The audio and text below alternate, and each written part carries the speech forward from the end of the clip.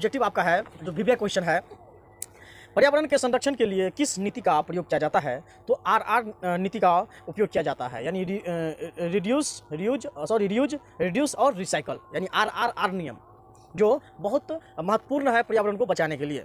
इस तरह से अगला क्वेश्चन है कि पर्यावरण की देखभाल करने वाले क्या कहलाते हैं? तो पर्यावरण की देखभाल कहलाने वाले पर्यावरण मित्र कहलाते हैं।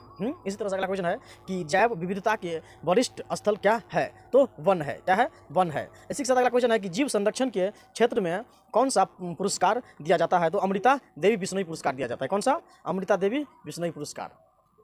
इसी तरह से अगला क्वेश्चन है कि किस पेड़ को बचाने के लिए अमृता देवी ने 336 लोगों के साथ अपने आप को बलिदान कर दिया था? तो खेजड़ी। कौन? खेजड़ी थे। इसी तरह से अगला है कि चिपको आंदोलन का संबंध किससे है? तो पेड़ पौधे के संरक्षण से है। चिपको आंदोलन बहुत अच्छा चैप्टर मतलब टॉपिक है, जो हम आपको डिटेल्स में थ्योरी में समझाएंगे।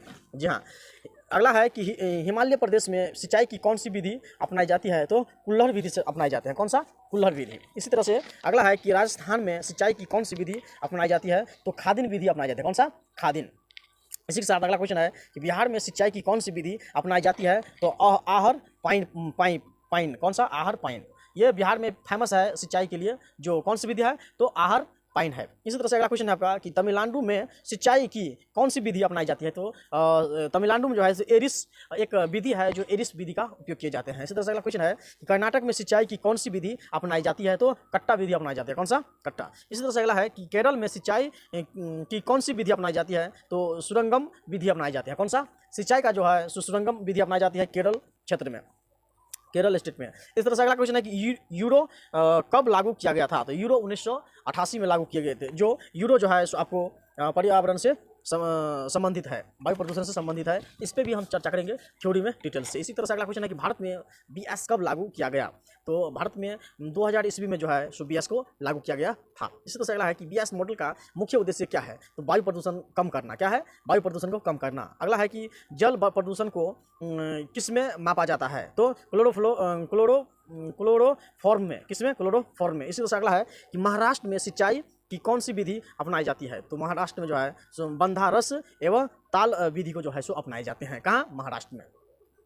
इस तरह से नेक्स्ट क्वेश्चन है कि मध्य प्रदेश एवं उत्तर प्रदेश में सिंचाई की कौन सी विधि अपनाई जाती है? तो बंधिस विधि होते हैं। कौन सा? दो में, मध्य प्रदेश में और उत्तर प्रदेश में बंधिस विधि है। इसी तरह से अगला है कि क्योटो सम्मेलन कब हुआ था? क्योटो सम्मेलन जो है 1997 में हुआ था। ये क्योटो बहुत इंपॉर्टेंट है और विविया है, जो आपको देखने को मिल सकता है। इसमें इस टॉपिक पे हम जो है सो थ्योरी में डिटेल्स में चर्चा करेंगे कि नेक्स्ट क्वेश्चन है कि क्योटो सम्मेलन कब हुआ था? तो 1997 ईस्वी में हुआ था।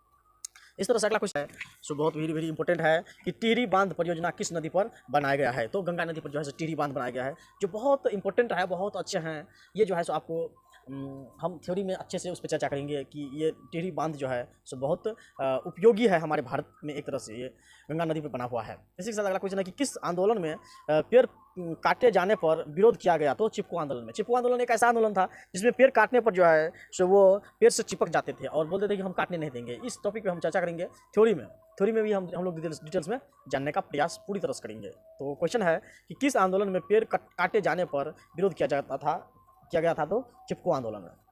इस तरह से अगला है कि बिश्नोई आंदोलन किसने चलाया था? तो अमृता देवी बिश्नोई ने चलाए थे। इस तरह से अगला है कि कोयला एवं पेट्रोलियम कैसा ईंधन है? तो जीवाश्म ईंधन है। कौन सा? जीवाश्म ईंधन है, मतलब जीव के द्वारा बनते हैं ईंधन, ये जीवाश्म ईंधन है।